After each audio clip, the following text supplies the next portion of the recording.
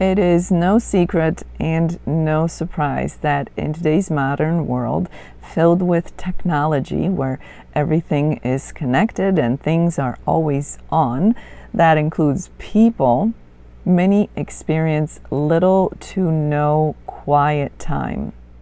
Constant noise can increase stress. And while noise can be noise in a literal sense, but noise can also be in terms of information.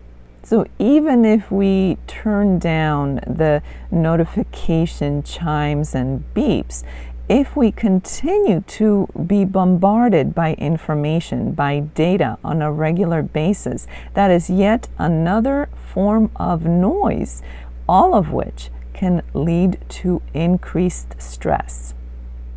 Since the focus of this channel is to manage stress properly and in many ways reduce or even eliminate as much stress as possible, reducing noise, whether that's literal noise or informational noise, is a big part of achieving our goal of better stress management.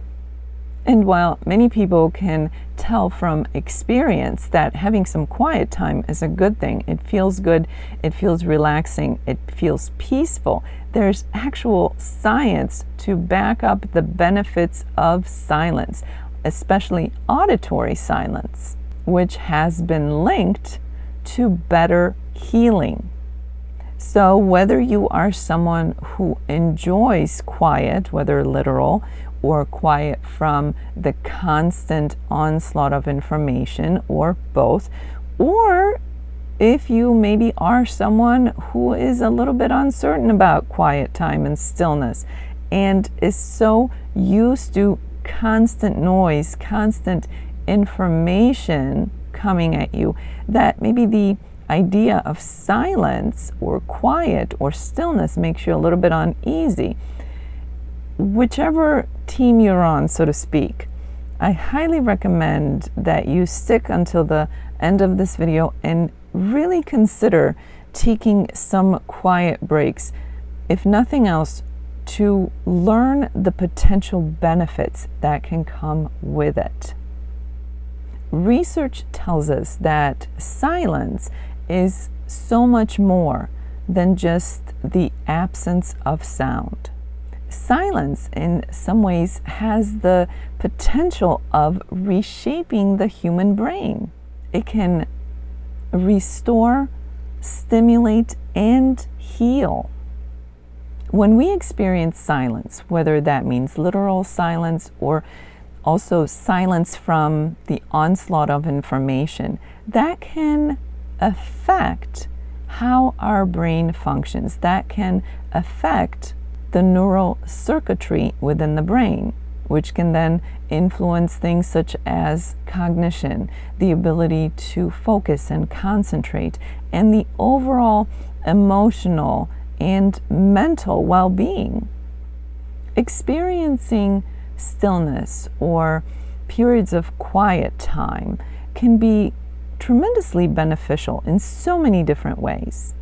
It can help to reduce stress because experiencing regular, intentional quiet time can allow us to have a reduction in stress hormones. It can allow us to focus, and it can allow us to process thoughts and emotions and potentially heal or recover emotionally. Stillness or quiet time is something that is intentional when we focus on things such as mindfulness practices. But quiet time is also used in therapeutic environments. That is not an accident. That is not a fluke. That is for a reason and on purpose. In other words, stillness and quiet comes with many recognized benefits. There are some study findings that suggest that patients in quieter environments report less stress and less pain. Periods of stillness or quiet can contribute to better sleep, which again is so important for recovery, both mental and physical. Well, I can go on. I think you probably get the picture by now in understanding that periods of quiet, periods of stillness on a regular basis are critical and full of benefits for our emotional, psychological, and physical health. This, of course, goes along with better, more effective stress management. You may be wondering, what can you do in order to introduce more quiet and more stillness into your own experience and therefore reap the benefits that come with it? Well, first, you have the power to reduce noise in your life. That's both physical auditory noise and the noise of too much information coming at you all the time. You can designate quiet times, whether that's in the morning, midday, or nighttime, or all three preferably. You can turn down or turn off certain or all notification during some times or some periods of time throughout the day, and certainly at night. You can refrain from taking in more information, whether that means news feeds, television, social media, whatever the case may be for your experience. Limiting taking in that information can be very beneficial for us. Beyond that, you can engage in some intended practices, maybe silent or quiet walks. This is something that you can do daily, maybe once a day, maybe multiple times a day, or if not, maybe you can do it once or twice a week. Having quiet mornings or quiet evenings, starting your day in such a way that you ease into it, or ending your day in such a way that you quiet your environment, quiet your body, and quiet your mind. And of course, you can do both. Start out in the morning with some quiet time and end your day with some quiet time. You might engage in mindfulness practices. You may choose to have tech-free meals.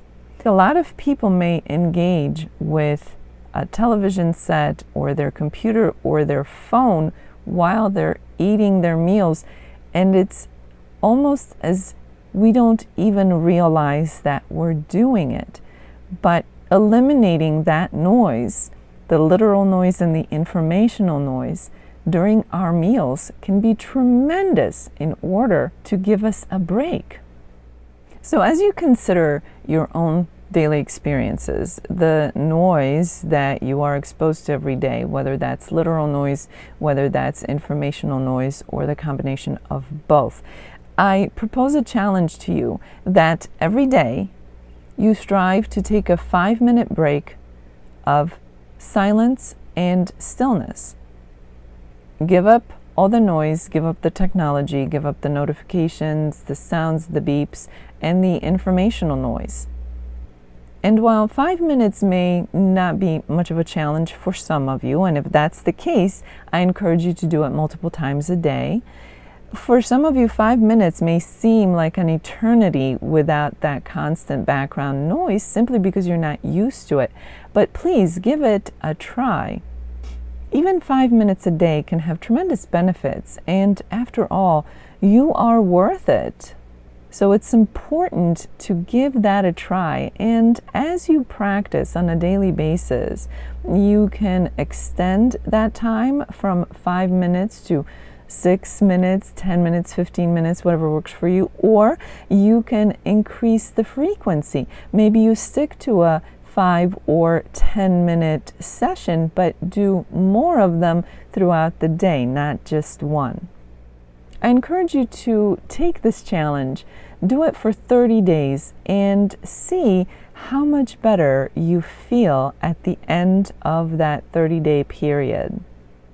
For those of you who are a little more ambitious, I encourage you to include journaling in this challenge. It can be as simple as jotting down some notes when you begin the challenge, maybe taking a survey or an assessment of how you're doing halfway through, and then another one at the end. Or if you are so inclined, you can journal reflecting on your experiences on a daily basis, or even maybe every couple of days. This is a great way to see your own progress and see the benefits of taking silent breaks on a regular basis.